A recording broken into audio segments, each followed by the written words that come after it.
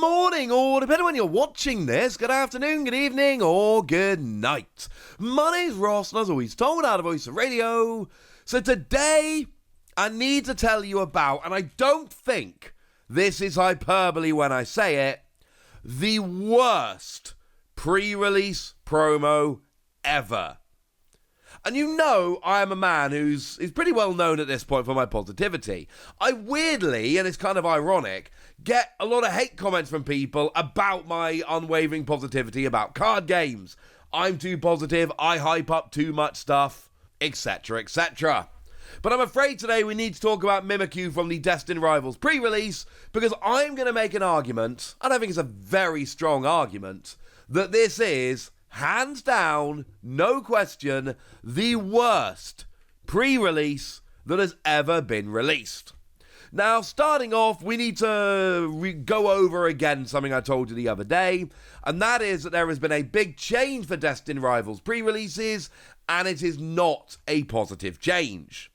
Up until now, at pre-releases, you rock up and you get yourself one of 4 artistically unique promos, reprints of cards that are in the set, but with brand new exclusive artwork and then the set stamp, like the Snorlax, for instance. It came around in just the previous set in Journey Together, which ironically I said may well have been the best pre-release promo we've ever had.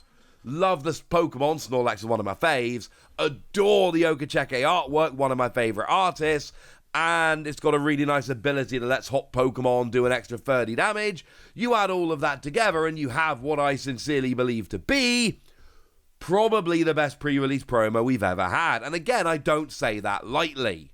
The problem is, with Destined Rivals, they've gone and made a change. And the change is ordinary, everyday, run-of-the-mill cards from the set with the set stamp on. That's it. That's the difference. I don't have a scan of the English Mimikyu to show you, but I do have a scan of the Japanese, a set one, of course. And what do we see with this Mimikyu? Yeah, it's exactly the same. It's like literally exactly the same card. It does have the Destined Rival stamp on, which is lovely, but that's the best that I can say. So we're already starting off on the back foot here with the fact that they're not artistically unique. Now, I hope this is an anomaly. I hope this is just a one-time deal. And I hope we're back to artistically unique cards next time round. There is, for what it's worth, an argument as to why they've done this. And the argument is that with Pokemon card popularity exploding again, there is a genuine chance that people start essentially going to pre-releases to get hold of cards and making it more difficult for regular folks to get hold of pre-release slots. So essentially what you do here instead is make the pre-releases less sought after by making the promo cards less exciting. And that is a genuine argument, and that would make sense, and it would be hard to argue against that, because I would much rather have a pre-release that wasn't completely sold out, that I could get to with worse pre-release cards than better pre-release cards, but one I couldn't actually go to. I don't know how much of an issue this is, but this could be kind of a future-proofing thing, and you never know. Yeah, I do kind of get this. So, it's not just that. It's also the fact that in a pre-release, this card is useless. This is a useless card in pre-releases.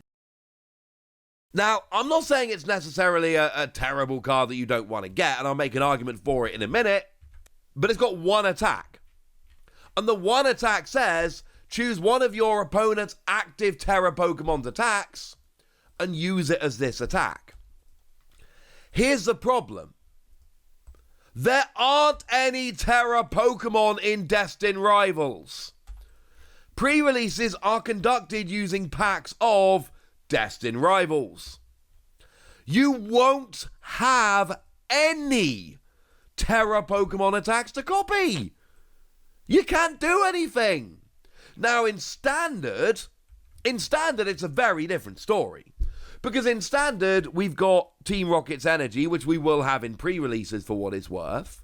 And that provides 2 energy when attached with Team Rocket's Pokemon, 2 Psychic/Darkness energy.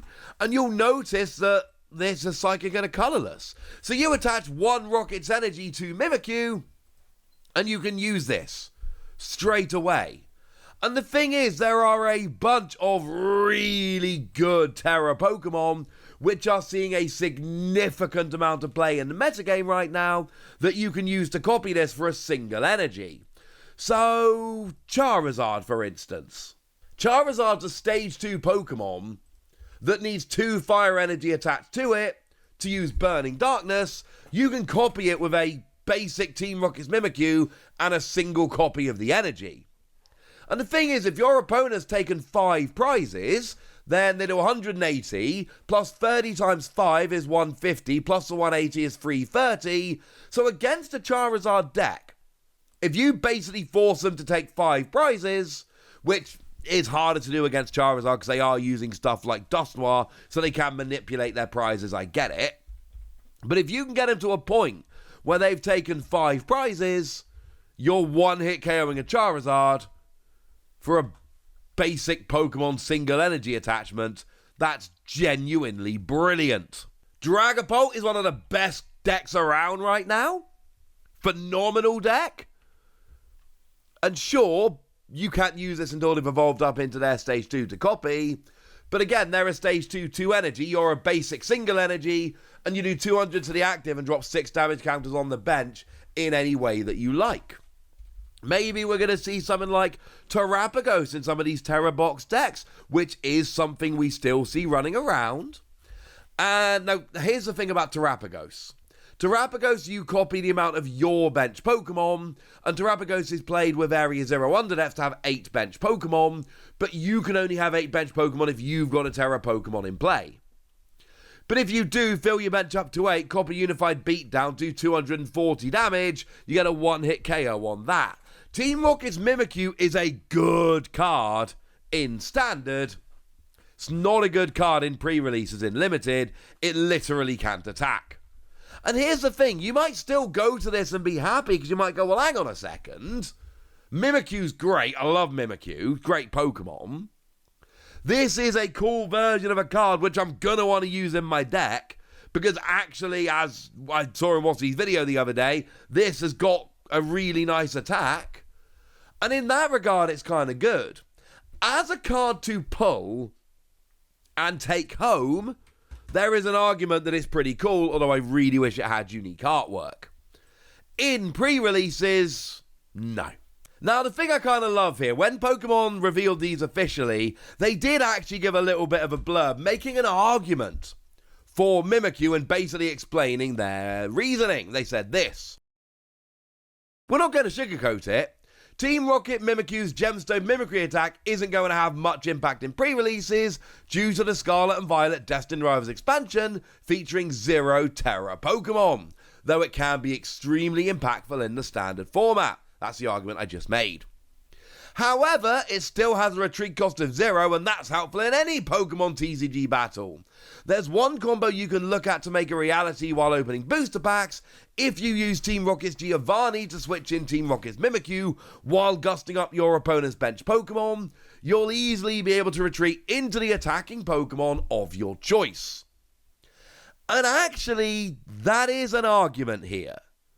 Because Team Rocket's Giovanni is going to be a great card in pre-releases because it's gusting, and remember, in pre-releases you're kind of locked into using whatever cards you might be able to pull from your pre-release pack. So actually, there is an argument here that if you pull Team Rocket's Giovanni, you are really going to want to play it because gusting is brilliant. But the problem is, you can only play it if you switch your active Team Rocket's Pokemon with one of your bench. But in pre-releases, you're not going to have some big, fantastically, perfectly made Team Rocket's deck. You're going to have a Team Rocket's Pokemon in the active attacking.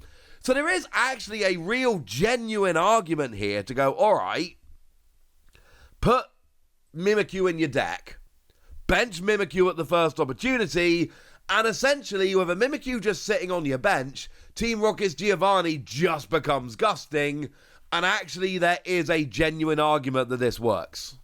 I still think as arguments go, it's not as convincing.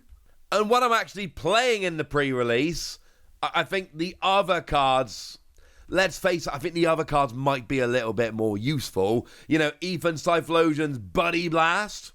40 plus 60 for each Ethan's Adventure card in your discard pile. Even if you've only got one single energy 100 in a pre-release on 170 HP stage 2, kind of awesome. Misty's Gyarados, single energy, discards the top 7 cards of your deck. 70 for each Misty's Pokemon discarded in this way. And we know the pre-release kits are going to be seeded with some extra Misty's cards if you get Gyarados as your pre-release promo. Because you do get that little kind of pre-made pack of cards that you can use. That's going to have some Misty's in. That's potentially, actually, we're going to have to wait to see how they go down. Misty's Gyarados could be like legit busted in pre-releases. Could be absolutely amazing. And then Team Rocket's Tyranitar puts damage on basic Pokemon if it's active during Pokemon Checkup, which is brilliant, because in pre-releases you're not always going to be able to evolve everything. And then, okay, it's super expensive, but if you ever get 180 HP Pokemon hitting for 180, oh, you're going to win that game. So I still think Mimikyu's not that playable. And I am still disappointed at the lack of unique artwork. But I do got to say, there is still an argument for it because of Giovanni, that card. And Mimikyu's very popular. And it is a really good card in Standard. So if we look at it as a purely pre-release card, yeah, no, it's the worst one we've ever had. But there is an argument, and I kind of like that. For now, ladies and gentlemen, I want to know what you think about this. I want to know which of these cards you're hoping to pick up at your pre-release. I want to know anything you want to tell me. And good luck on your pulls. So let me know in the comment section. Good us. Be nice. And then make sure you like this video, subscribe to this channel, follow me on Twitter at TheWasi. That's where we talk about Pokemon and a whole bunch of other card games. And please do consider checking out patreon.com/PTCG Radio, where you can support the channel, get some bonus podcasts, join a Discord, and all kinds of fun things. And get shout-outs on the channel like the lovely Star of Dav, who's been a supporter of ours for a while now and is a very lovely person. So shout out to them for the support and the loveliness. But by far the most important thing as always, look after yourselves till next time, would ya? Thank you very much for watching. My name's Ross, and you've been watching PTCG Radio.